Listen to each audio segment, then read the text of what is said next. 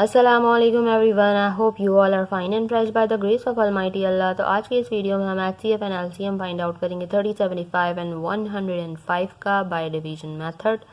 इस मेथड में आपको पता है कि जितनी भी वैल्यूज़ होती हैं उन्हें हमें एक साथ ही डिवाइड करना होता है, और अगर हम एचसीएफ फाइंड आउट कर रहे होते हैं तो जितनी भी वैल्यूज़ होती हैं उन्हें एक साथ और एक ही टेबल से डिवाइड करना होता है। जबकि एलसीएम में जो वैल्यू जिससे डिवाइड हो सकती है हम उससे इजीली डिवाइड कर सकते हैं, जो वैल्यू डिवाइड नहीं हो रही होती है उससे हम ऐसी कॉपी कर लेते हैं और बाद में वो जिस टेबल से डिवाइड हो रही हो उससे हम उससे डिवाइड कर सकते हैं।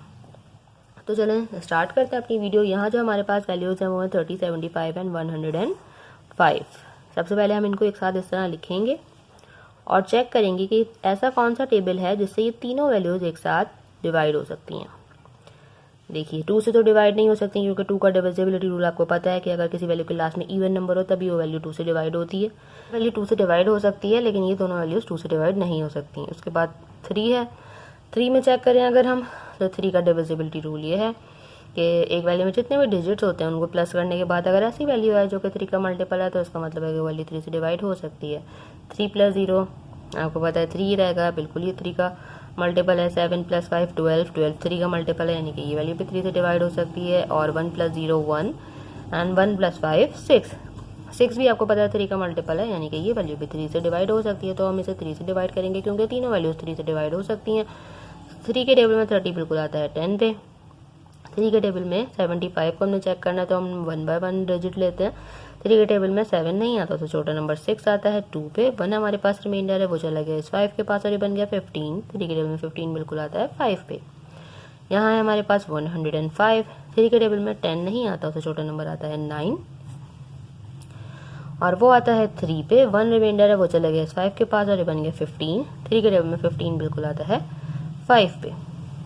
ठीक है, अब जो हमारे पास यहाँ वैल्यूज आ चुकी हैं उनमें यहाँ है 10। 10 आपको पता है अब 3 से डिवाइड नहीं हो सकता, तो अब हमें दोबारा से ऐसा टेबल ढूंढना है जिससे तीनों वैल्यूज डिवाइड हो सके, और वो है 5 का टेबल। क्योंकि 5 का डिविजिबिलिटी रूल ये है कि अगर किसी वैल्यू के लास्ट में 0 या फिर 5 हो तभी वो वैल्यू 5 से डिवाइड हो सकती है। यहाँ पर 0 भी है और 5 भी है, तो अब हम इसे 5 से डिवाइड करेंगे। 5 के टेबल में 10 बिल्कुल आता है 2 पे। 5 के टेबल में 25 भी बिल्कुल आता है 5 पे। और 5 के टेबल में 35 भी बिल्कुल आता है 7 पे। अब जो हमारे पास वैल्यूज आ चुकी हैं वो है 2, 5 एंड 7। ये तीनों के तीनों हैं प्राइम नंबर, यानी कि सिर्फ और सिर्फ ये अपने ही टेबल से डिवाइड हो सकते हैं। अब ऐसा कोई भी टेबल नहीं है जिससे ये तीनों एक साथ डिवाइड हो सकें। मीन्स कि हमारे पास हमारा एचसीएफ आ चुका है। ठीक है, जब तक ये सेम टेबल से डिवाइड हो रहे थे हमने तब तक ही इन्हें डिवाइड करना है। तो जिनसे ये डिवाइड हुए उन टेबल्स को अगर हम कर दें मल्टीप्लाई तो हमें पता चल जाएगा हाईएस्ट कॉमन फैक्टर। 3 को जब हम मल्टीप्लाई करेंगे 5 से तो हमारे पास आंसर आ जाएगा 15, यानी कि हमारा हाईएस्ट कॉमन फैक्टर है 30, 75 एंड 105 का 15। एलसीएम के लिए क्या करना होता है? एलसीएम के लिए हम इसे ही कंटिन्यू करेंगे और इन तीनों वैल्यूज़ को हमें एंड तक डिवाइड करना है। और उसमें ये रूल बिल्कुल भी नहीं होता कि आपने सारी वैल्यूज़ को एक ही टेबल से डिवाइड करना है। जो वैल्यू जिससे डिवाइड हो रही है हम उसे इजीली डिवाइड कर सकते हैं। तो यहाँ पे जो 2 है उसे हम 2 से डिवाइड करेंगे। 2 के टेबल में 2 आता है 1 पे। 5 और 7 दोनों 2 के टेबल में नहीं आते, इसलिए हमने इनको ऐसे ही कॉपी करना है। अब हमें 5 को डिवाइड करना है। यहाँ हमारे पास ऑलरेडी 1 आ चुका है। 5 के टेबल में 5 आता है 1 पे और 7 को हमने ऐसे ही कॉपी करना है। लास्ट में हमारे पास ये 7 रह गया है। ये 2 1 हमारे पास ऑलरेडी आ चुके हैं और 7 के टेबल में 7 आता है 1 पे।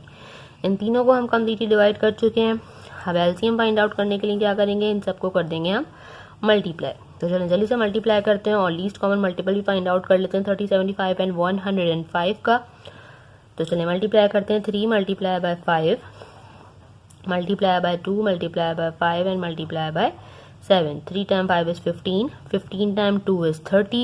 30 times 5 is 150 और 150 को हमें लास्ट में मल्टीप्लाई करना है यहाँ 7 से। वो हम रफ वर्क में भी करके देख सकते हैं। यहाँ पे 7 times 0 is 0. 7 times 5 is 35 का 5. 3 हमारा यहाँ कैरी चला गया। 7 times 1 is 7 and 7 plus 3 10 means हमारा लीस्ट कॉमन मल्टीपल भी आ चुका है 30, 75 एंड 105 का, और वो है 1050। देखा आपने कितनी जल्दी से एक ही ट्रिक को फॉलो करते हो हमने एचसीएफ और एलसीएम दोनों फाइंड आउट कर लिए हैं।